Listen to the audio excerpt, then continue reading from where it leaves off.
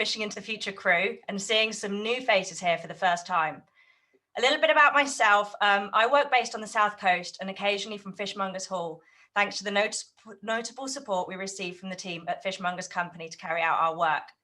I'm not new to fishing, but I am new to the UK fishing scene as I joined Fishing into the Future in October 2020 after a long stint working in the fishing sector in Chile. So I've been busy and had a pretty strange start to the job, speaking to many of you on the phone or over Zoom and getting familiar with the remarkable work and mission of Fishing into the Future. For those of you that are not familiar with our work at Fishing into the Future, we are a UK charity run by fishermen and fisheries experts, and we're here to build knowledge, improve communication, increase confidence, and work towards meaningful and representative engagement of people within the UK fishing sector in fisheries management, collaborative and industry-led data collection, and to improve knowledge around building profitable and resilient seafood businesses. Before I pass over to our chairman, David Stevens, who's going to say a few words, I just want to run through some housekeeping. Please stay muted unless you're speaking. The opportunity for everyone to speak and have their say will be when we go to the breakout rooms. So we won't be answering questions here in the main room, but if you do have any comments, don't be shy to jot them down in the chat. And I will try my best to get back to you following up after today's event. For technical questions, you can also use the chat. Paul and Becky are working in the background to support you, and you can send them a message if you're having any technical difficulties. And just to remind you, this is being recorded and streamed live on Facebook, so please be aware of that. If you want to tag us on Twitter, our handle is @fishing_future, and you can use the hashtag #CastYourVoice. So if I can pass over to David, who's going to give you a bit of an introduction. Hello and welcome everyone. Thanks, Emma. And yeah, it's great to see so many of you joining us today. So for the agenda today, well, firstly, we have a presentation from one of our most long-standing trustees, Alexa Dayton, who created the Marine Resource Education Program in the USA, which is a fisheries education program that is effectively what we see as our big sister in terms of what we want to recreate here in the UK and obviously in our own style. We then have 3 great case studies for you to see today. They've been pulled together from conversations with Gus Carsley, Alan Steer, and Jim Evans. This may be a little bit sort of Southwest biased, but these are great opportunities to learn from what we may have going on around the coast, examples of fisheries management, out of elements of co-management and bottom-up processes for data collection. We'll then hear a few words from Robbie Fisher, who's the head of fisheries legislation and sustainability at DEFRA, and also from Jim Watson, head of domestic fisheries management at Marine Scotland. We will then split you into breakout rooms that will be hosted by our fishing trustees to give you all a chance to say something and delve a little further into the conversations and explore some of the questions and insights we have received from you all in the past couple of weeks. I'd also like to highlight that today is an opportunity to learn and build communication across the industry as a whole, fishermen, scientists and management.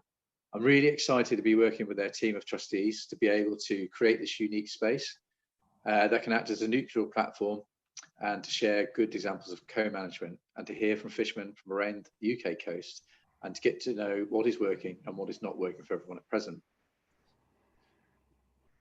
I'll also be very intrigued to see how we can create a direct dialogue between the broad range of people from the industry, science and academia, and I am seeing on the call today. So enough from me just now. Without further ado, let's go straight to Alexa. Great. Well, thank you all. And it's a pleasure to be here and see so many familiar faces. I'm excited to share a little bit of a story today that really, rather than being in the facilitator's role, maybe share some of my experience from the other side of the pond. And if I can inspire you in any way to take away a few elements and bits from this, because the US system has in fact been able to evolve to meet both the needs of the big boat operators, such as you see on the screen now, but equally some of the smaller operators. So one other thing I just wanted to note before we go further is the US system is fundamentally built on the parliamentary process that maybe we brought over with us in the original days of going over to the US. So being able to share some of those lessons back with you all is really a pleasure today. Next slide, please.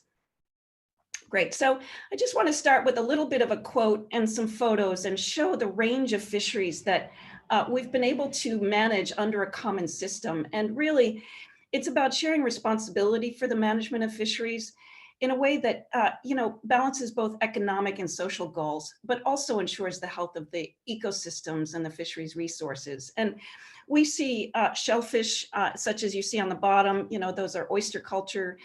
We have sport fish activity that's very active in the recreational fisheries.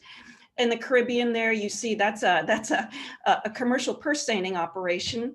We also have lobstering, and then you can see a barge feed operator on one of our large aquaculture installations. All of these fisheries find a voice and find a bottom-up voice through our system. So I'm going to go on now into some detail. Can we have the next slide, please? Great. So, again, why co-management? Well, fundamentally, what we're really talking about is sustainable fisheries as well as sustainable communities. And I took a stab at, what are some of those fundamental elements? And you can see there are 8 elements I've listed here. I'm going to go through 7 of them, it being the 10 minutes that I have, leaving the last one for a little bit of tantalizing thought for you all to think about. But let's go ahead, and I'm going to take each one of those bullets that you see there, and I'm going to show the history of the US evolution as it relates to those items. All right, next slide, please. All right, so the first one here is, we're talking about the Magnuson-Stevens Act. This is the main law that governs our fisheries in the US. And it ranked right now we're talking about the 3 to 200 mile zone. So this was first passed in 1976, and it did establish that 200-mile zone, and it phased out foreign fishing. That's part of our history books. And again, it may be a unique moment in time in the UK right now with a similar scene. So, but this unprecedented management system of the regional fishery management councils was rolled out to really enable the flexibility for each region to think about their fisheries as they need to, and really involve the stakeholders, not just as consult, but active participants in the decision-making process. So co-management in the US isn't just the US managers take the advice of the stakeholders and go off and manage fisheries. They actively do it together through this council process. But they also established 10 national standards that were effectively the 10 things that everyone could agree on. Like, we want to manage to, we want to use science as our basis. I'm not going to go through those here, but they do warrant some looking into if you're curious. All right, moving on. So who actually is on the councils, and what does this do? So you see here, we've taken the United States and we've broken it up into 8 regional councils. These are federal: New England, Mid-Atlantic, South Atlantic, Gulf of Mexico, the Pacific, and the North Pacific. We also have Western Pacific and Caribbean islands. So again, very diverse region. And who gets appointed to these? So let's talk for a minute about how a council is staffed. So it's fundamentally a parliamentary process. People are nominated by themselves or someone else. You have to submit a full application. But really anybody is eligible to apply for this. And it's their knowledge of fisheries, their experience in fisheries, that is then used as the basis for whether they get an appointment. It happens annually, and people are appointed for 3 years on the first term.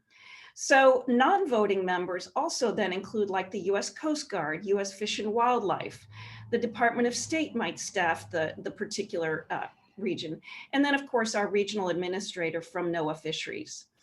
But members who, by reason of their occupation or experience or training, are eligible to actually have a seat on the council. Next slide, please. So this is what it looks like in practice. It can be, as you see on the right, that there's a U-shaped table. There is a chairman at the head of the table. There are seats for the public to come in and sit and listen. Their webinars are streamed. The meeting materials and briefing books are all available online, both before and during the meeting. And then there are paper copies sitting there. If you weren't able to get it, you can actively go get that. The other thing to note is the public can actually give comment at this stage. And, you know, a 3-minute public comment is one of those ways that the public can have their say, but that's not the only way that they can have their say. So I'm going to go into a little bit more now about how the functioning of this system relates to the inshore pieces. So if I could have the next slide, please. Great. All right, so number 3, we've talked about, we have a legal framework. We've talked about there's representation from the individuals who are stakeholders. And again, not just representation in consult, but active participation in the decision-making. Now, the third piece is the fishery management scale really needs to be suitable to the fisheries of interest. And in the US system, we've sort of allowed a proliferation of fishery management plans effectively at multiple levels and scales. And what you see is, if I take this United States map, the councils are reflected in there in sort of the base map, but then you also have state agencies who are doing data collection and enforcement of state waters. You also have 3 large interstate commissions that represent the data collection and aggregators for a region. And they do recommend state and regional regulations. So, you know, for example, the Maine lobster fishery is managed at a lobster advisory council in Maine. That Maine roll-up goes to the Atlantic States Marine Fisheries Commission, and they then manage the fisheries management plan in a bottom-up way, incorporating the state's input. The ASMFC and the commissions then also have a seat on the council. This is now the federal council that takes on both regulations for federal waters, and it considers joint issues as they relate to interregional treaties, tribal treaties, and other considerations. And then National Marine Fisheries Service does do a lot of the data collection, and they effectively implement the regulations and harvest specifications. I just want to mention that, you know, yes, we have large trawl fisheries. We also have small fisheries. We have coho salmon runs. We have tribal treaties. We have aquaculture. It all sort of works by hanging together under this aggregated system that is effectively a sum of many pieces. All right, next slide, please. So the fourth point about co-management that I really want to emphasize here is that you need to have the data to directly support the management unit that you've selected for your fishery. And, you know, this is not negligible in many ways, because without the data, you really can't make good decisions, or you have a lot of precaution you have to build in. So data comes from many sources. Yes, we have logbooks and VTRs and VMS. And we also have big white boats, as we call them, the scientific vessels that run the independent surveys aimed at getting the full life cycle of a species surveyed. But as you can see in the upper right-hand corner there, that image, the Northwest Fisheries Science Center partners with 10 commercial fishing vessels. These vessels conduct many of the surveys on behalf of and in partnership with the agency. They use acoustics, they use sensors, and they're active partners in this data collection. So it's really become a wonderful way of sharing the cost and improving the robust and the trust. So acoustics, eDNA, these are all techniques that are being deployed. And again, they really are underlying the decision-making of fisheries in co-managed spaces. Next slide, please. All right, so we need an efficient and effective process that's both adaptable and flexible. And again, here you see a council meeting that's a full council, but underlying the full council, there are subcommittees that meet in between full council meetings. Those council committees receive information from advisory panels and the science and statistical committees. Now, the advisory panels are really important. Those are bodies that take on a specific fishery or fisheries management plan. And this is now the experts, the academics, the industry, the fishermen, the dealers, the processors, the tribal representatives. They all have a say at that advisory panel level, and they make recommendations up to the council committees and then the full council. So again, this enables that dynamic sharing and bottom-up co-management that isn't just a consultative process, but a direct partnered process. Next slide, please. I want to talk a little bit about enforcement and accountability. They're really key elements of a compliance and co-managed fishery. You know, voluntary compliance is obviously the best, and that comes often through education. But really, without compliance, we don't get trust and we don't get common ground. So deterrence and enforcement action are obviously things that we prefer not to look at. We like to see both a carrot and a stick approach. And one thing I'll just put out there is we've seen in the US where fully monitored fisheries might actually have new assumptions related to their stock assessment, that they can stand on reduced mortality, it's fully observed, it's fully monitored. They might be able to get a reduced mortality assumption in their quota setting. They might earn some extra days at sea through negotiation with their council. Again, demonstrating full compliance has its rewards in this council system. Next slide. Thank you. And then I come to my final point really, which is you can have all of this structure, but without the human capacity to engage, negotiate, and collaborate, it's really not going to work yet. In New England, we were seeing council members, had bodyguards, chairs being thrown, unruly public comment that was off topic. And it was a real drain, both on the time, but also the trust. And so through education like the Marine Resource Education Program, where we bring fishermen and scientists together outside the neutral setting, and we explain the common language, we develop common acronyms, we understand each other's inner workings. The regulatory environment needs to understand what's going on with the fishing community. It's a two-way street. And ultimately, we need to know where the data are used and coming from so that we can empower everyone to contribute the data that will be useful in decision making. Now, the MREP program specifically teaches to the council system, and we teach fishermen Robert's Rules of Order. We are specifically engaging them over 3 days of management and a 3-day science workshop so that they will go on and staff the advisory panels, that they will seek a council appointment. And over the years, what we have found is that this program now generates 40% of the council appointees nationwide. Much more when it comes to the advisory panels. And now you have knowledgeable partners in the fishing industry who are working hand in hand with the regulators and the scientists. And really, we are achieving much better outcomes as a result. I will say this program has now become part of the fisheries management landscape at large. The government has funded it fully for the next decade. In all the regions, because it is such a critical element of enabling the stakeholder involvement and participation in a constructive way. Next slide, please. Great.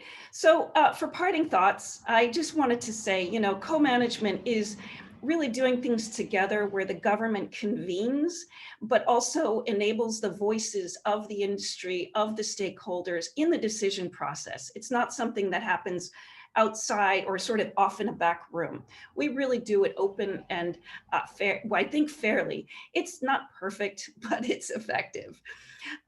The UK has a lot of the same ingredients and cultural norms that I think would allow you to really look at this as a bit of a blueprint for how you might unfold this kind of an architecture in the UK.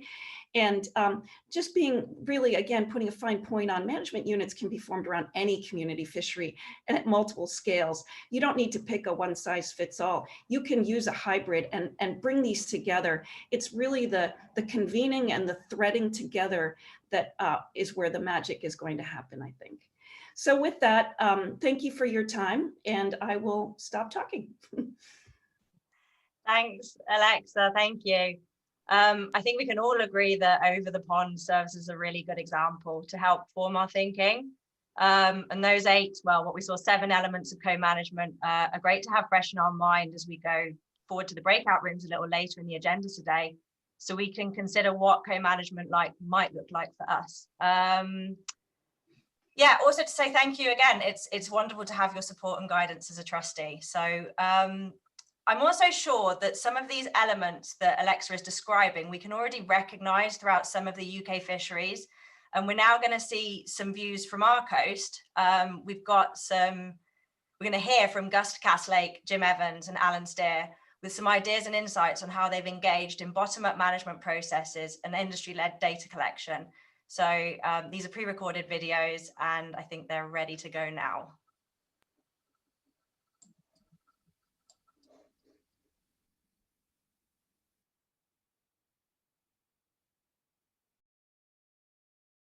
My name's Alan Steer. I'm a 3rd generation shell fisherman from South Devon. I am going to give you a quick presentation on the IPA. This is the South Devon Inshore Potting Agreement. This is an area set aside for static gear off the South Devon coast of around 110 square miles out to the 6-mile limit. We've been managing this as an association for many years. It all started many years ago, back in the 70s, initially when we first started talking. A lot of the small fishermen worked off the beach, inshore pots. There was never much problem with mobile gear boats. As the mobile gear boats, scallopers expanded, got bigger, new technology, and the inshore fishermen moved to ports, bigger boats, more pots. We started getting conflict between the gear types. This then led to just discussions between the fishermen. Over the VHF, these discussions started just between the trawlers and the static gear men. Started off simply looking at a chart and drawing a line on the chart, just done over the VHF initially.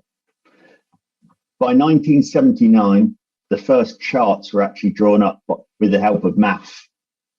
They were the management organization at the time, and we had a proper paper chart with coordinates on that we could call an area for the static gear men to work and the mobile gear men could recognize. Over the years, it became a license variation in 2000.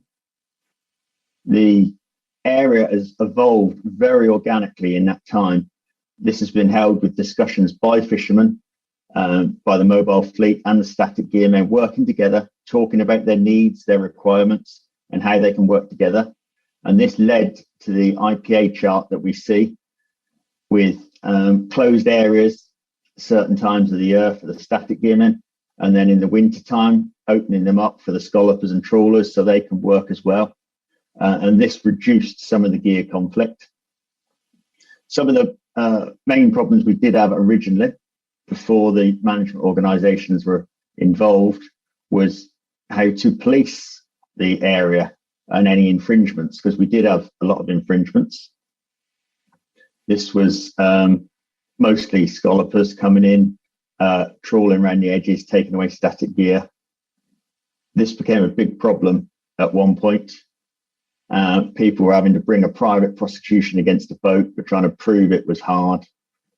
This is when the IFCA took over as a license variation, and we actually had some powers to manage the area properly. If you look at the next slide that comes up there, this is some of the advantages and disadvantages of the area. Main advantages: protection of the static gear from the mobile gear fleet. This is what it was originally set up for. The other side of that is it reduces the mortality of shellfish stocks from beaming, scalloping through the exclusion, protecting the ground. Conservation area for the non-targeted species. It's a huge area that's not targeted for mostly wet fish, so it's a massive conservation point. Protection of the seabeds, features and habitats, which is what it's been recognised for, some of its rocky reefs and intertidal boulders. There's also benefits for the leisure and tourism through good angling. There's good species, certainly plaice and all bass, which is good angling. Benefits for the conservation bodies are able to study, monitor areas of undamaged seabed and compare them to the areas outside that are being trawled and targeted by the mobile gear fleet. So it gives them a good target comparison. Positivity, I think this proves that fishermen can work together for the benefit of all sides of the industry and for the benefit of conservation and marine environment in general. Some of the downsides or disadvantages to an area like this is it's a closed area. The ability to fish new grounds outside the IPA is very difficult for the static gear men that fish inside. New entrants is a big problem. I think most of the fisheries from any side struggle with new entrants. Because it's a closed area, new entrants coming in, finding new ground and an area to fish is very difficult. And also the management of the IPA. The management is very important because all sides have to work together, come together, communicate, find common ground and find a way forward. So the management can be difficult at times, but very productive.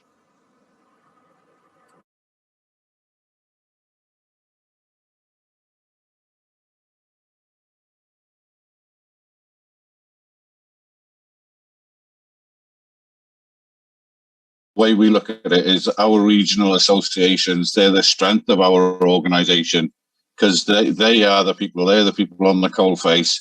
They have regional issues and that we all feed into debates. We all then sort of decide and try to formulate what the singular sort of policy is to achieve those outcomes.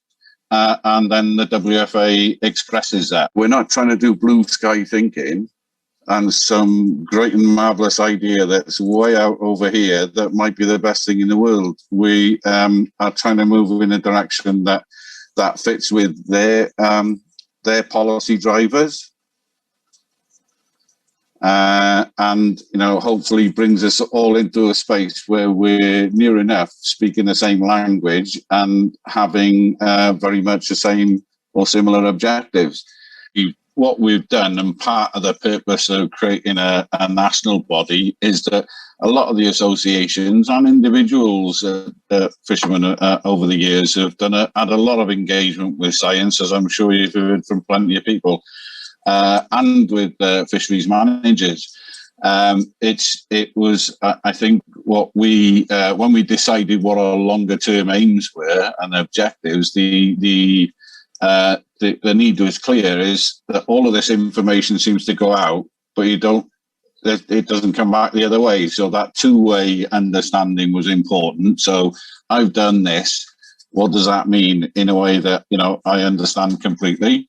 And what happens to that next? So we took the view that certainly with non-tax species, but then given some of the technical regulations and the landing obligation about various other TAC species, there were certain species that we need to know more about, if they were going to be perhaps like with skates and rays, where the landing obligation may have gone down a species specific route, and then the lowest common denominator could become a choke. So we couldn't allow that to happen just because of the lack of information. So we did the pre-assessments. And we've done, just for information, I think it's 27 species and 61 units of assessment out to 12 nautical miles. That will give us a strong indication of where all the evidence gaps are. And what we did at the time that we were putting this application together, we were aware, and we have a long-standing relationship with Bangor University, so we had a couple of discussions with them about the work that we were doing to make sure that there was some provision in the project that they were putting together that they could maybe address some of the evidence gaps as they became available. We included for a template to introduce fisheries improvement programs. So where the flashing lights, perhaps identified a few issues that needed to be tackled, we'd have a template to implement fairly quickly. So that once we're in a position where the evidence is giving us clear indications of what we need to do, then we've then got the instruments to then support any potential management that comes from that. And that this is the only way, I think, that we can control our future and destiny, by moving towards being in a position where we have some confidence around data and evidence. And that's why it's hugely important, first of all, to us to have that relationship with science and the universities and so on. Also then, when you start to develop that, it's important to have the understanding and the engagement involvement from conservation advisors and fisheries managers to move along a path that's evidence-led and move in a certain direction and achieve sustainability. With people's experience of the past where regulation hasn't worked, regulation has been too fixed and rigid, it's quite how can I say, to get all these ingredients ready and right at the right time so that they can work is a huge leap of faith to ask people to believe in. People are key to this. The people that you work with and the experience and the relationships you do develop within fisheries management and the science institutions, that's fundamental. So having that continuity there is an important strand as well, I think. My secretary wants to jump in here. She's starting to steal this. Hey, Molly, you can't come in front of the camera, darling.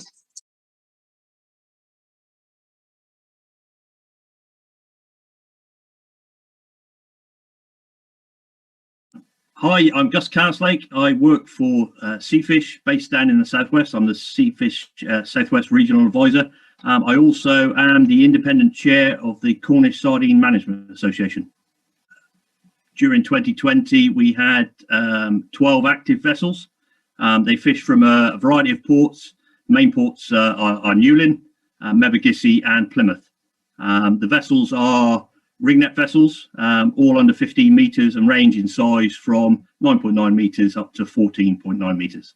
The ship is made up of the vessel skippers and owners, but also includes our processors. So we've got 4 key processors of sardines in the Southwest. So we have 4 processor members and we have 15 other members as well, so skipper members. We certainly differ. I mean, sardine is a non-tax species, a non-quota species. So generally, there is very little management outside of the minimum landing size. So we are quite different, really. We're a group of catchers and processors that manage the stock with best available science. Generally, for tax species, management is done centrally through the Marine Management Organisation. So we differ quite different, and I think perhaps we are unique in certainly England for managing a non-tax species in the way we do. Here we have non-voting members. We have, as a matter of course, a representative of the Cornish Inshore Fisheries Conservation Agency attend our meetings. We've got very, very close links with them in terms of ensuring our vessels are operating correctly. We also have close links with both CFAS and the MMO in terms of how we operate. There's a dialogue there. We do a lot of fishery science as well with CFAS for the last 3 years. We've been part of the Fishery Science Partnership, looking at improving the information on the fish stocks of sardine in Area 7. A lot of the work we do is to meet the requirements of our MSC certifications, such as filling out logbooks on a regular basis, taking fish samples, and ensuring that we're managing the stock in the right way. We have to have, as part of our certification process, a responsive harvest control strategy. So we set a limit on how much fish we can catch as an organisation, and we also talk to other fisheries that target sardine in Area 7. So the Danes and the Dutch catch a little bit of sardine in our area. So we have discussions with them to make sure the overall catches are well within sustainable limits. As I say, we're fairly unique in setting a catch limit on a non-tax species. So, you know, it's not without its problems, but I think having not only the catches in the room, but also the processes. So we try and fish for the market. You know, there is within our fishery probably a greater capacity in the catching side than there is in the processing side.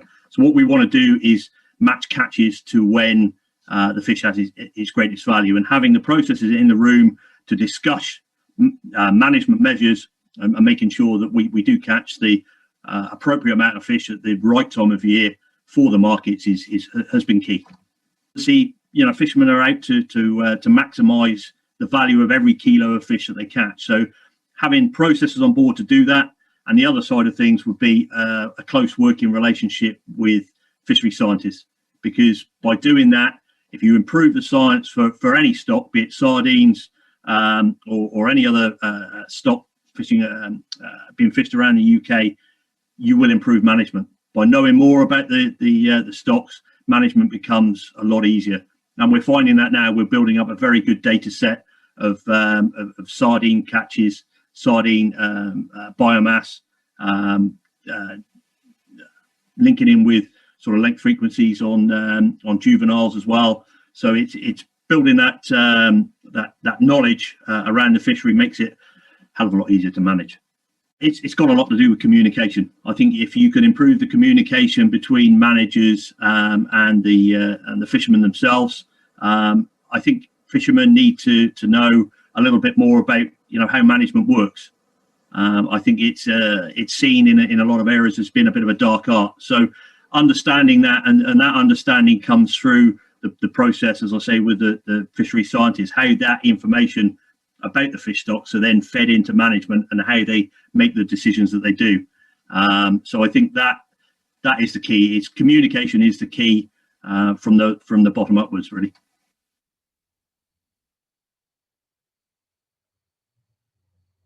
Your sheep all right? Hey? Oh no, I think the dog's barking at the geese. Right, thanks for those contributions. They were very interesting, much longer conversations. And I'm still learning video editing skills, so please bear with me. These will also be available on YouTube and social media soon. So if you found them useful, please go ahead and share widely once they're up. And if you do have a story you want us to help you tell, please get in touch with me. I'd be happy to do some more videos like that to get the word out on good practices going on around our coast. I now want to introduce Robbie Fisher. He's replacing Anne Freeman on the agenda, who unfortunately last minute is not able to join us. But Robbie is the head of Fisheries Legislation, Sustainability and Devolution from the team at DEFRA, which makes him also a very valuable voice to hear from today. So Robbie, please go ahead and mute yourself and unmute yourself, and we can hear from you. Thank you. Can you hear me all right? Great. So yeah, I'm very sorry Anne sends her apologies, and you've got me as a poor second best. And I'm hoping my kids and dogs stay out of the way for the next 5 minutes because I am live. So firstly, I just wanted to say thank you for the invitation and to everyone who's taken their time out of their day to be here. I mean, especially when the weather's so good and at last it's safe to meet 6 people outside again. I mean, there's a lot of people here, it's brilliant. And the combined expertise of everybody in this Zoom really is huge and incredibly impressive. It's also great to see fishermen and colleagues from Scotland and Wales and further afield here, whose expertise I'm sure will be extremely valuable. So before we dive headlong into the workshop and the breakout sessions, I just wanted to say a few words from the DEFRA perspective. So in July 2018, in our white paper, Sustainable Fisheries for Future Generations, our then Secretary of State wrote, "Our future vision is that industry should take a greater shared responsibility for sustainably managing fisheries." Now, 2018 seems like a very long time ago now. And I don't think any of us knew how hard it would be to weather the combined challenges of leaving the EU and at the same time battling a global pandemic. But now that we are an independent coastal state, that future that we spoke of a long time ago in 2018 is now. And that vision of sharing responsibility that we set out, that DEFRA set out, is very much alive. So I think today's event for me and for us gives us a big opportunity to really start to talk in earnest and to listen to each other so we can start to figure out together what this vision really means in practical reality. DEF remains committed to closer working with industry and to finding a way to share more responsibility. You have a great depth of understanding of your industry that we in government could never hope to achieve. We really must work together. It's not a question of whether we work together. I think today really is about building momentum and not starting afresh. I've seen some amazing inspirational examples. We've just had, just a short selection of them, of what collaborative working from around the UK and abroad can do for us. And I'm sure there's lots more out there. Today's a really good chance for us to identify what projects we really like and what we might be able to build on and develop further. But this isn't going to happen overnight.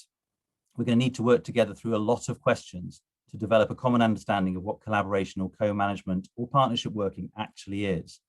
And we will have to make it happen across a wide range of fisheries management challenges that we, industry, policy makers and scientists need to work together to tackle. For example, I think we could do with developing a common understanding of what the terms such as co-management and collaboration really mean for all of us in practice, so we have a common language. DEFRA and others need to work out how we collaborate and deliver our legal responsibilities at the same time. In particular, because it's in my team, I'm really interested in how we use fisheries management plans that are set out in the Fisheries Act to underpin our collaborative working approach.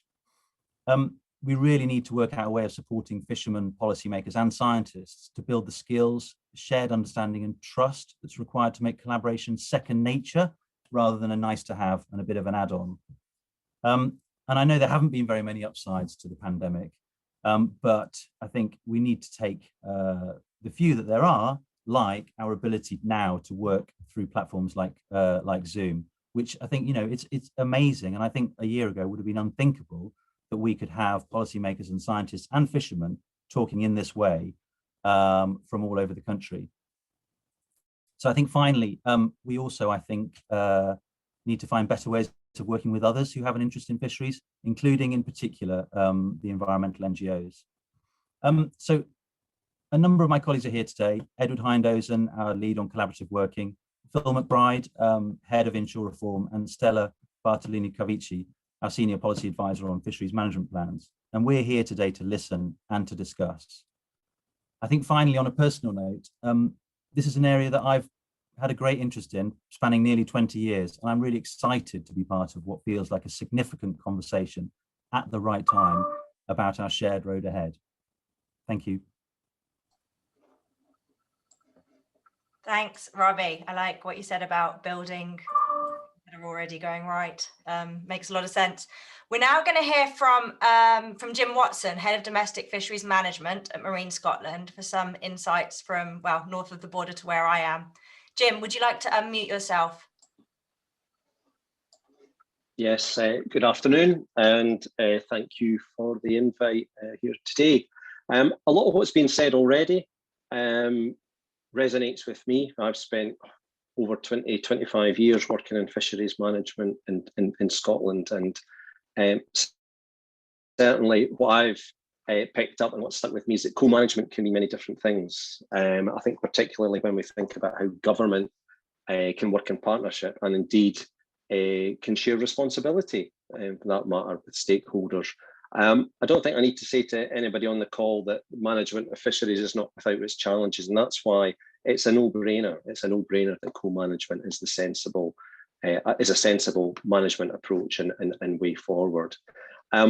What I'd like to do just very briefly in the 5 minutes is to share some of our experiences here in Scotland. I think what is obvious is that firstly, there is no one model.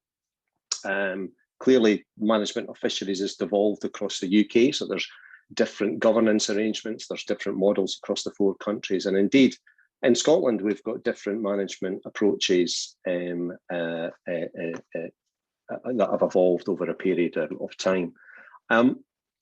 Governance and co-management was very much to the fore in the national discussion that we had recently, and the launch of and it's noted very much in the launch of the new fisheries strategy, management strategy in Scotland, and that was published back in December last year. And I'll pick up on a few key themes and points from that in a moment. But first, if I may, just provide some quotes, or rather some points that have sort of stuck with me in years that I've noted down and were certainly relevant in terms of co-management. And this is points that have been made to me directly in various meetings and discussions around the coast. So if you bear with me. So firstly, leave us alone. Leave us alone to get on with the job. I'm fed up with micromanagement, and I'm fed up with you, as a new government changing things for the sake of it. We know what's best for us, and you bureaucrats, you pen pushers in Edinburgh, don't. Give us the power and let us get on with it. Secondly, you consult far too much. We'll never agree with each other, so why do you bother? Government is there to govern. Why don't you grow some and get on with it? That's what you've been, we put you in power, and get on with the actual government itself. And thirdly, I think this one's actually quite fascinating. This was said to me just last week, actually. We want influence and control for sure, but without the responsibility. And I think that's quite fascinating. So there's three, as I said, points that have been made to me in the not so distant past, very contrasting views and certainly relevant. As I said, we published our strategy fairly recently, and the principle of co-management found broad support, which is good. I think it's fair to say there was mixed views in terms of how successful we had been with a co-management approach in Scotland, and there's clearly points of learning there. But there's probably three key points I just want to just share with you this afternoon, and particularly how we intend to manage moving forward. Firstly, we see co-management as an integral part, very much an integral part of the management process, and that's set out in our strategy. Stakeholder engagement, it shouldn't just be, in my view, an add-on, as has been mentioned already, or a tick box type exercise. It's something that should be built into every single stage of the management process, right from the earliest stages of development through to the delivery, and indeed the post delivery phase. I think that's really important, and I'm sure we could all pull on some good and perhaps not so good examples that we've been involved in the past. And certainly as we implement our strategy and the various strands from that strategy over the next couple of years, we'll be looking at decisions, working in partnership and operating in a transparent way with the relevant stakeholder groups. Secondly, we are certainly committed to co-management. And as I said, I think there's certainly some good examples. I'll maybe just, if I may just select two. We've got an evolving network of regional inshore fisheries groups in Scotland. These are non-statutory advisory groups, but they provide a voice, and they provide a voice for what is often quite a hard reach sector. And we've got some great support in these groups, but we've all, that's not universal. Some groups choose not to engage fully in that process, and we've got to respect that. But it certainly provides a forum for discussion to try and reach consensus and try and involve and develop management. Secondly, and thinking further offshore, we've got a process of co-management that was followed in developing a North Sea Cod Action Plan. So, that's not an easy thing to do. That was developed very much in partnership between government, between the fishing industry, but also with the engagement of the NGO community as well. And that's helped deliver a better outcome in the end. Thirdly, a third sort of theme that I just like to emphasise is that, and this is maybe stating the obvious, co-management can bring many challenges, of course, and particularly when we're dealing with difficult and sensitive topics and subjects. But what are the key ingredients to success? And some of these have been touched on already, indeed. And I think for me, there's two that perhaps stand out. And one is the need for commitment from all parties involved, and for all parties involved to understand the role that they play. And those roles are undertaken with integrity. Often I've seen people, individuals getting involved in a co-management type process, stepping up to the plate, but then taking after quite a short period of time, that step back, and we don't have that continuity. And I'm not excluding officials and government from that process either. Secondly, and this is particularly important when we're thinking about inshore fisheries, is that a lot of the discussions, in my view, are driven by opinion rather than evidence. So the discussions around the table, or the virtual table, are not as informed as they should be. And there's some, and I'll use an example here in Scotland, there's some exceptions to that. So a great example we have is from Shetland. We've got a regulating order. The management of most shell fisheries in Shetland is through the SSMO. And they have responsibility of managing those shell fisheries out to 6 miles at the moment. But a key ingredient to success here is quite simply having that evidence base, having that data, having that science, and the fishers work in close partnership with the local college, NEFC, and that enables them to sit able and have an informed discussion to put in place appropriate management measures, when to open, when to close seasons, etc., so on and so forth. That's really important.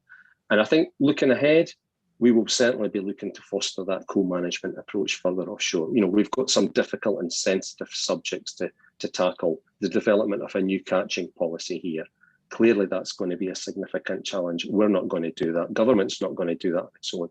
Far from it. And it's important that we take forward our co-management group, which is the Fisheries Management and Conservation Group in Scotland, and they will be integral to that approach in the months to come as we develop that policy. And finally, and this is, I think, a really important point, is that fishing in the UK, in fact, indeed throughout the globe, but certainly in the UK, is operating now in a very, very different world to where it was 10 and 20 years ago. It's difficult enough bringing fishers around the table in a co-management model. What we've now got to do is to try and embrace that and to develop a co-management type approach, but also while operating in a wider shared marine space, and bringing fishers together with, for example, offshore renewable developers, with, if you think about the expansion of the MPA network, that is clearly going to test and strain a co-management type approach. But one thing's for sure is it is certainly going to be needed. So I will pause there and just thank you for your time and look forward to the discussion this afternoon. Thank you. Thanks, Jim. That's great. We're now going to move into breakout rooms. Just a bit of housekeeping before we move. These breakouts are being recorded, so I just wanted to remind our trustees to hit record when you go in. Each room has a random mix of people and will be hosted by one of our Fishing into the Future trustees. Remember, we are keeping the discussion constructive and focused, so we've got a few ground rules. We're being respectful, we're giving space for others to speak, and we're thinking ahead into the future and trying to find solutions and solve problems. If the discussion does steer off course, please allow the host to bring the room back in the right direction and let everyone have the chance to speak. Stay muted unless you're speaking, and if you have something to say, raise your hand and the host will call on you. The session we're hoping to last for 25 minutes. We had it to finish at 3:10, but I think we're going to extend that to 3:15, so everyone can have a good time to say. So I will let you move on and we will summarize and be back in the room at 3:10. We're in the breakout room. This is amazing. Hopefully we've all made it in this tech world that they're in at the moment, and hopefully you can all hear us okay. So what's happening is I'm going to be sort of steering the room through the conversation, and Steve Mackison's going to be taking notes. And this is the opportunity for everyone to speak. What I'd like to say, instead of going around and introducing ourselves straight off, just when we've then got something to say, Steve's going to be looking out for you for if there's a raise your hand option within the Zoom. If you're familiar with that, please use that. If not, try and wave frantically, or there's a chat option. You can contact Steve. So if you could remain unmuted and then unmute to speak, and then we'll get the conversation going. So we're going to start off with the question on the theme of where we are today. And it's, what does co-management mean to you, and what will it look like in a post-Brexit world? So that's the starting question. And I personally would like to start with a fisherman, if that's all right with everyone. So if someone who from the fishing industry would like to introduce yourself first, and then very briefly, if you can, summarize what that question means to you.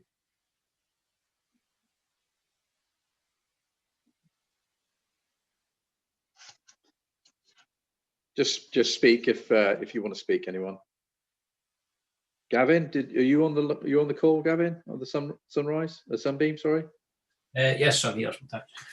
Hi, Gavin. Did you want to kick us off, please? Yeah, hi, I'm Gavin Duthie. I'm from the fishing vessel Sunbeam based up in Fraserburgh in Scotland.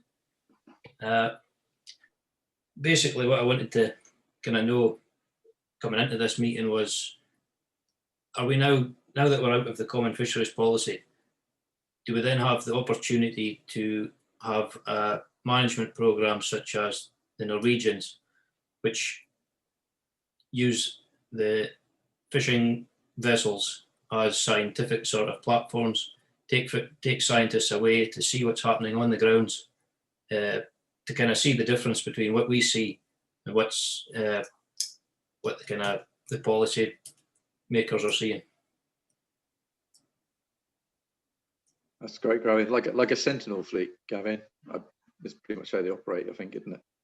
Yeah, they have some specific vessels with laboratories on board, and observation, other vessels just with observers on board to see the catches coming on, and actually look live at echo sounder readings and things as the boats are fishing. Great, thanks, Gavin. Is there any other? I think what we'll do is we'll go through a few of the fishermen, get their points across, because we're quite short on time. Gavin's mentioned about sentinel fleets in Norway, bringing in data collection, running them alongside what we're doing with the normal fishing fleet. Is there any other fishermen who want to add how they see co-management working and what it means to you in the post-Brexit world? Just drop in if you want to speak.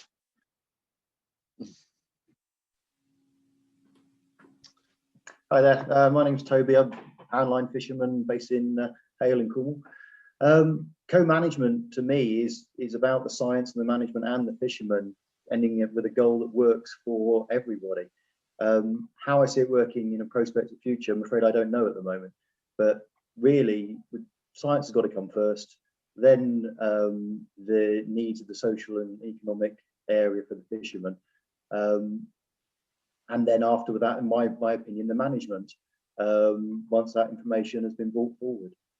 That's how I see it. But as to what happens after the wonderful world of Brexit, I don't know. Thanks, Toby. That's great. I don't know if we got more fishermen who want to jump in. I can't actually see you on my screen, so I only see one at a time. So if there's more fishermen who want to jump in, just jump in now. If not, we'll move then on to help let the scientists and the managers answer their questions, answer the questions in that way. Am I all right to jump in? Yeah, go for it. Hi, my name's Ashley. I'm a fisherman from Norfolk, mainly targeting crabs, lobsters, whelks. Co-management for me means being more involved with the science, understanding the science, and building a relationship of trust between people like IFCA, the MMO, the scientists, and the fishermen as a completely honest and transparent thing. Whereas sometimes we get science given to us that's been conducted, but perhaps don't always know what's driven it or what's been specifically looked at. So I'd like to see more transparency between everybody. Thanks, Ashley. That's brilliant. Do we have any other fisher people on board today who would like to jump in? Oh, I think. Hi, Gus. Hi there. I think I'm skipping in front of Mr. Davis, but do you want to go? Yeah, I can do. Yeah. I'm from Wales, North Wales, lobster and crab fishermen mainly, but also jigging for pollock and take angling trips out as well. I can't remember the lady's name now that was from the States, but something that rang true to me anyway was almost a direct quote really of what the lady says, a direct partner process rather than a consultative process. And just one example for us in Wales at the moment, we were consulted over the up and coming IVMS, and this was about 2 years ago or a year and a half ago, but there hasn't really been engagement since, despite some of us trying to engage until very recently. And it seems that after these consultations, which to me, it's almost like ticking boxes, but they don't involve us afterwards in the nitty-gritty of the formation of the legislation. It's not a continuous process. It's almost like the consultations are just to tick boxes, and as well, it's hard for fishermen to be involved in just a form filling exercise. We need engagement afterwards as well. That's what I'd like to see anyway. That's great, Carl. Thank you. Thanks for that. Okay, Gus, would you want to go next? Yeah. Thanks, David. I thought Jim's presentation, he came up with a good point in terms of empowering the industry with knowledge. And I think, from the case of our guys down in the southwest in the sardine fishery, that's what we've done really. I mean, we have got very knowledgeable fishermen, but adding that science element in, building that relationship with scientists, and they are more than willing to engage with industry, and they certainly have with us. And it's getting them down to see the fishery, getting them out on the relevant vessels as well, and then presenting the information that they've sourced directly from the fishermen and feeding that back to the fishermen themselves. I mean, we get the annual Celtic report, about pelagics in the Celtic Sea. They'll come down and present that. They'll answer questions. So that engagement has been invaluable. We know a lot more as fishermen about the fishery than we ever did before. Brilliant. Thanks, Gus. That's great. I'm just looking down for this. I might be mistaken, but I don't think we've got any more fishing people on board. So if it's all right, can I ask, just for easiness sake, going down through the list, and I know it's a lazy way of doing it, but could fisheries managers next? So I'm thinking, if we could start with, sorry, I'm just looking at my list. So maybe Michael Roach, would you want to start off? You're on the Holderness fishing industry group. Is Michael with us today? Okay. Right, sorry. So maybe Jerry Percy, are you on the line? Are you on the call at the moment? I can't see who's actually on the call, but I can see who's. Okay, maybe Jerry's not here. Sorry. Dave, okay. Does someone else want to? Yeah, sorry, go on, Gus. Yeah, just a point, Dave. If you can, I think top right-hand corner of your screen is a view. If you click on view and then click on gallery, you should be able to see everybody. Might make it easier, mate. Yeah. Right, hang on a minute. Get there in a minute. Right, okay. Would someone who would be in the scientific sector want to step in and maybe answer some of your feelings to how co-management, how you view it and how you see it? So, anyone step in when you're ready? I can step in, Dave. Yep, that'd be great. Thank you. I mean, I think everything that you all said just makes total sense. Well, I guess ask the question of why wouldn't we be doing that? I mean, I don't think it's like I said in my 5-minute sort of spiel. We're not going to get there overnight. But I look into my team's work and the work that we're doing, and we are interested in making all of that happen. We're going to need to do quite a lot of changes, and a lot of it is actually happening in other devolved administrations. But from a DEFRA perspective, fishery science partnership, working, getting fishermen more engaged in developing management decisions and making communications ongoing rather than just kind of one off and then it vanishes. It is, I think, exactly the right direction that we need to go in. I mean, Ed is here from DEFRA. I can see Rob's on the line as well. Do you want to kind of because you're experts in this stuff. I'm just a kind of like a manager person. But do you want to jump in your sort of specific work areas? Have you got any other comments to make? Yeah, I can jump in quickly. Yeah, so my name's Ed Hindozan. If you haven't met me before, I'm the head of Fisheries Social Science at DEFRA. And social science often covers the area of kind of co-management as well. And just, I mean, a lot of what the fishermen who've spoken so far rings very true to us.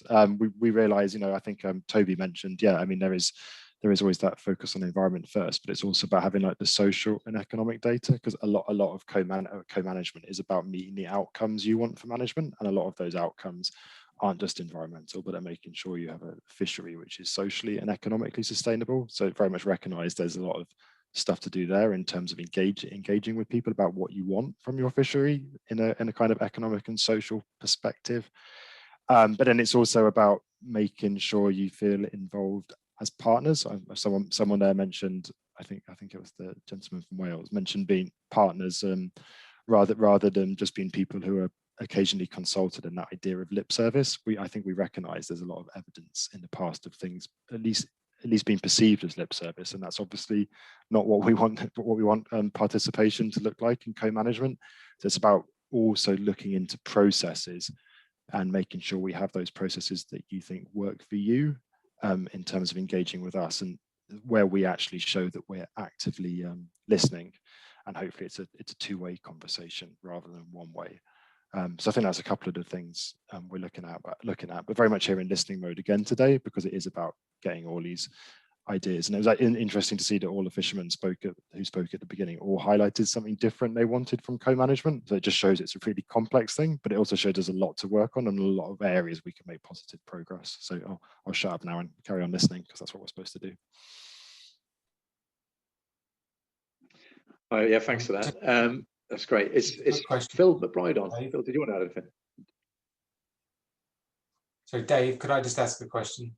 Yeah, sure, Stephen. Come on. Ed, before you, I was too busy furiously making notes. Was it Rob? Did you speak before Ed? I wasn't looking. No, I can say a few words now if you want. So yeah, I'm sort of the counterpart. Sorry, who was it? So I can just sort of keep in my notes. I don't know who spoke before Ed. It might have been me, Robbie. Okay, Robbie, perfect. All right, over to you. I'll be quiet again. I guess, yeah, I can quickly say a few words. So yeah, I'm Rob Cook. I'm the Fisheries Science Strategy head of the team in DEFRA.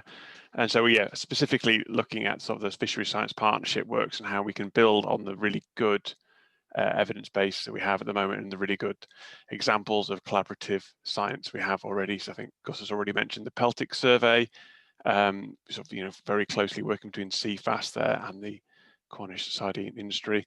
But there's other work we've done, particularly on gear selectivity through the Fisheries Science Partnership work, which we want to build on, and a lot of collaborative work with the scallop industry. I think we've seen a lot of that with the Dogger Bank work last summer, and sort of the collaborative work CFAS has been doing in particular in the Channel as well on Dogger Bank.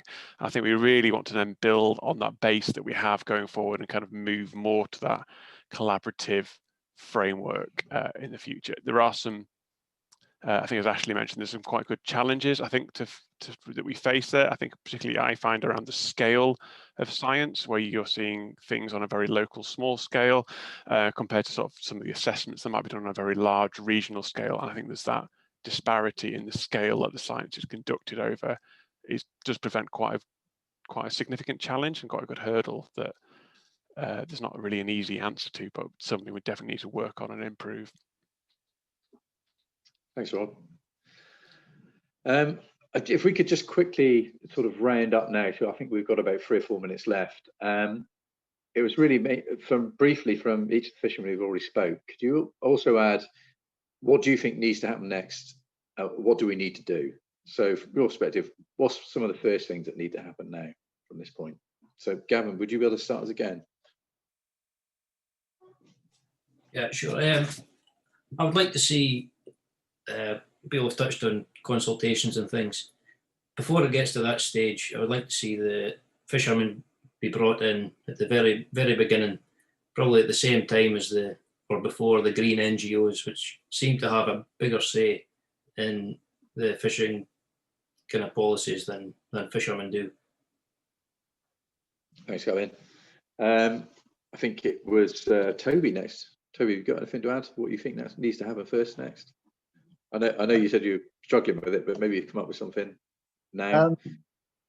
Identifying which stock species in which areas are really important to people and doing the scientific data behind those to ensure, I'm firmly, as all fishermen do, we're not just raping the sea. We are there hopefully for the next 20, 30, 40 years. And identifying which species are important to us and how we keep them at a level which allows us to fish. And then from then you move on to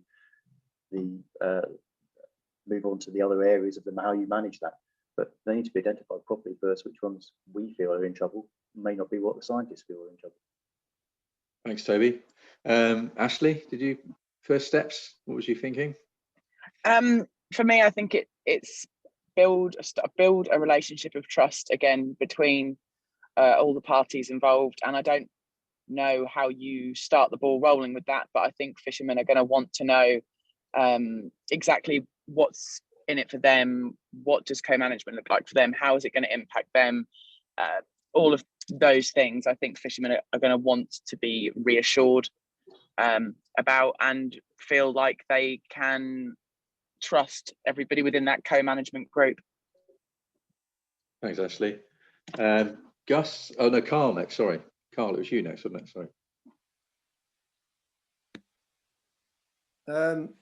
Maybe a slightly different point, but not for managers not to lose sight of how inshore fishermen operate and have operated traditionally in being able to switch and be flexible with different species, especially for smaller boats, not to be pigeonholed really into just fishing for a handful of different species, and in turn, if we can do that, if we can fish for most of the species, in our inshore waters, it sort of naturally then takes pressure off different stocks being able to be flexible through the year. But the way it's gone over the last 10 or 20 years, it's almost that you're pigeonholed into fishing for a few different species, which puts pressure on them. Thanks, we need Carl. to be flexible, basically. More flexibility, Carl. Yeah, I totally agree. Gus, do you have anything to add? We've got a couple of minutes just to round up. Yeah, for me, David, I think one of the most important things to start off with is facilitate representation. Because I think in certain sectors of UK fisheries, sectors are very well represented, particularly through the POs. We've got some very strong, as you know, fishermen's associations down in Cornwall. Mevagissey comes to mind. We're lucky enough to have a good body that I'm privileged to represent in the ring netters, but there are a lot of sectors that aren't represented. So I think there's something there for managers to look at to actually facilitate the representation of all fisheries in the UK, get them around the table, be it independent representatives like myself or somebody chosen from the fishery. Not the easiest thing to do when you discuss fishermen. I think the benefit from my point of view is my independence. I don't earn a coin from sardines at all. I'm purely there to represent the members and their thoughts and ideas. That's great. Thanks, Gus. We've got 1 minute, I'm told. So, Robbie, do you want to just round up and just reassure that you've took on what we've said there and you've heard what's been said by the industry? Yeah, thanks, David. This is probably the most useful 10 minutes at work that I've had for quite a long time. So, thanks for everybody's time. Yes, I haven't got the answers, but I hear what everybody's saying, and I think certainly the direction of travel that we're on with, I would like us to be looking at engaging with all of the issues you've flagged, and I'd like to move the conversation over the next weeks and months about how we get to some of those solutions, and how we fund them, how we turn them into practical reality. So yeah, I better stop talking, hadn't I? Otherwise we'll get beached out. Well, thanks everyone. That's really great work. So we'll go out to the breakout room and then we'll discuss, into the main room, and we'll discuss, the points that we've made. So thanks very much for all your inputs there. That was great.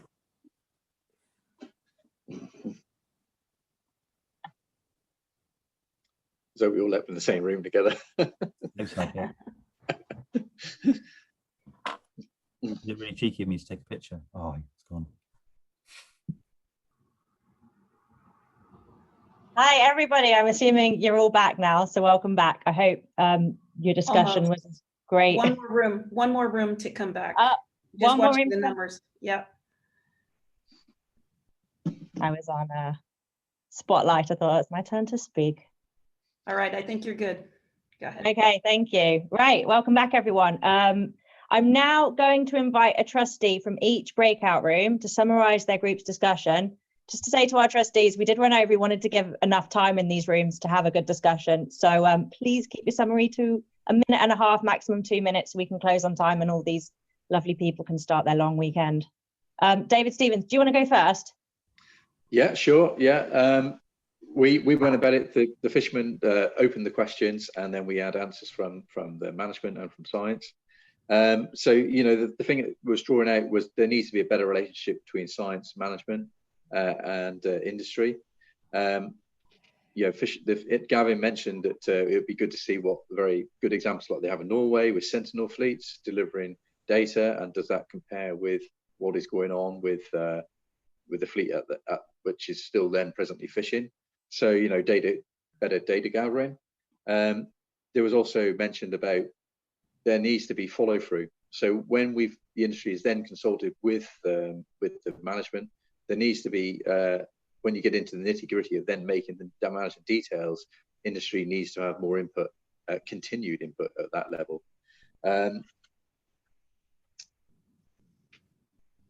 We just need to understand the science more, so industry has better learned experience of science. So we've got a broader depth within the whole industry. So very much like what Alexa undertook within America, that education program is going to make a big difference. So when we then sit down in the rooms, we're then going to understand each other and where we're coming from.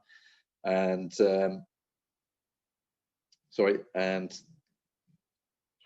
trust. I mean, trust was the biggest thing. How are we going to sit in the room and trust each other? And there needs to be policy drivers there. There needs to be something in it for the industry, in it for the science, and to be there for the management. We need to be able to trust each other and move forward with that. I mean, those are the main bullet points. There was a lot more said. They'll be obviously rounded up in the meeting after the pre-meeting. So we'll deliver our notes to people after. Yeah, go ahead. Adrian, do you want to? Yeah, Eleanor's still typing to me on WhatsApp, but yeah, no, I think that's the same as David's room. Trust was one of them, how to get the trusted parties in the rooms. A lot of fishermen's been here before and heard it before. But what come out of our room was, a co-management needs reservative structures in place to let the grassroots lead, so from the bottom up.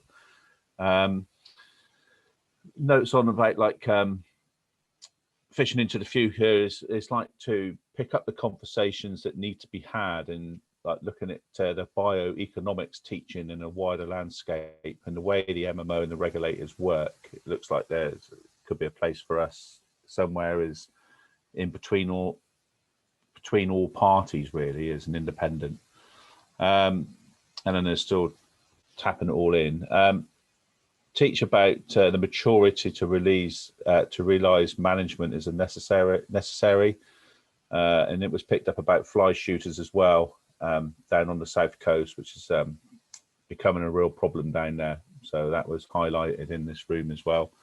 And for us to become an independent broker, as like what Dave was saying, the trust is being broken between each parties, and how to regain that trust. So yet again, there's plenty more that's been had that we'll bring this up after the meetings and to move forward. And thank everybody that was in our room. Brilliant. Thank you, Adrian. Peter, Bruce, can you unmute yourself? Can't see. There you are. Oh, unmute yourself.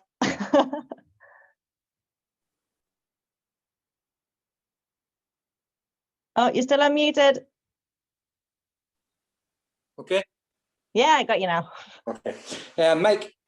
Mike Keisler, he said a few words at the start. He said that the trust had broken down, hence potentially undermining the core management. Scientists changing rules without consulting and making innovation trials redundant undermines trust. Trust was a big thing in our breakout group, as the other one said. The fisherman, Nick, was it? Nick.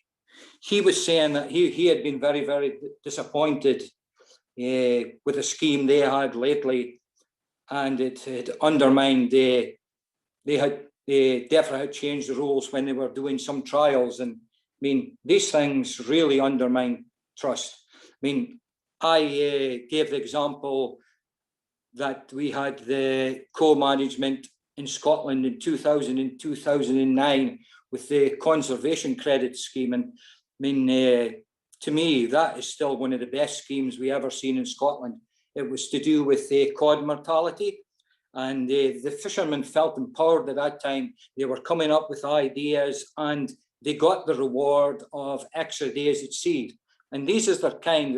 If the fishermen can see a reward for what they were doing, it makes a big difference.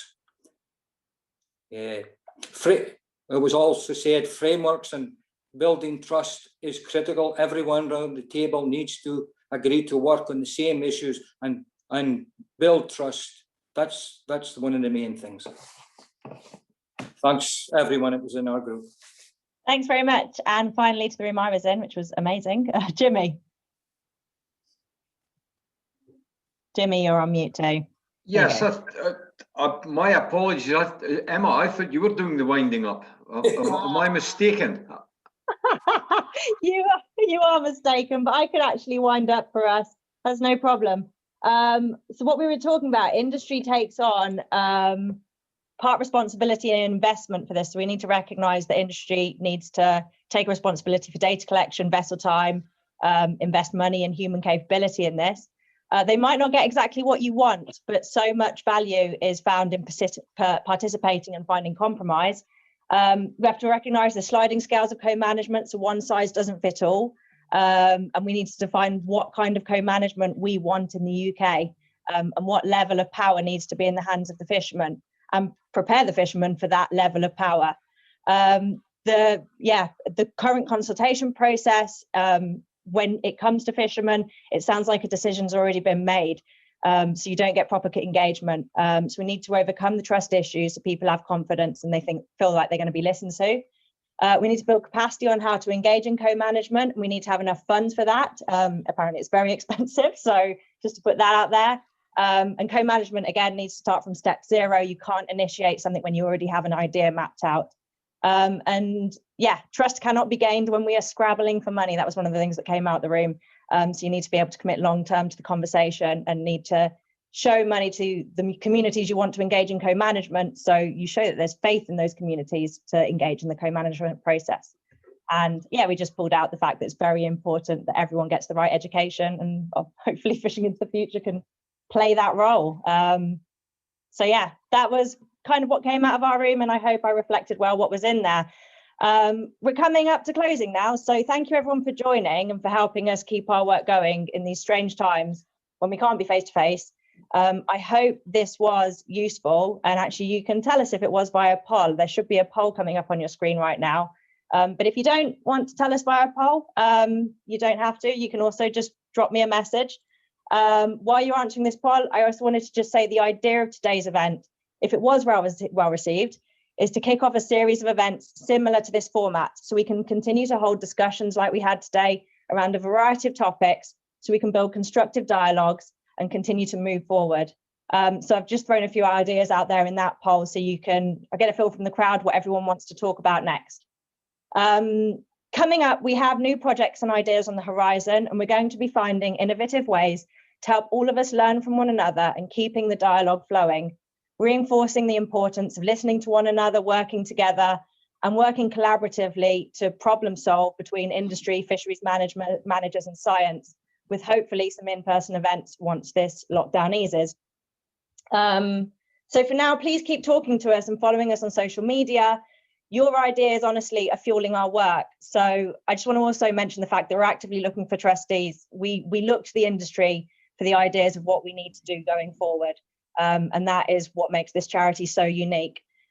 Before I pass over to Dave to close, I wanted to ask if Robbie from DEFRA can say a few words about how this space for dialogue has been and hopefully will be of benefit to the decision makers we look to. Thanks, Emma. So, I mean, no, thank you very much again for inviting me and DEFRA colleagues along today.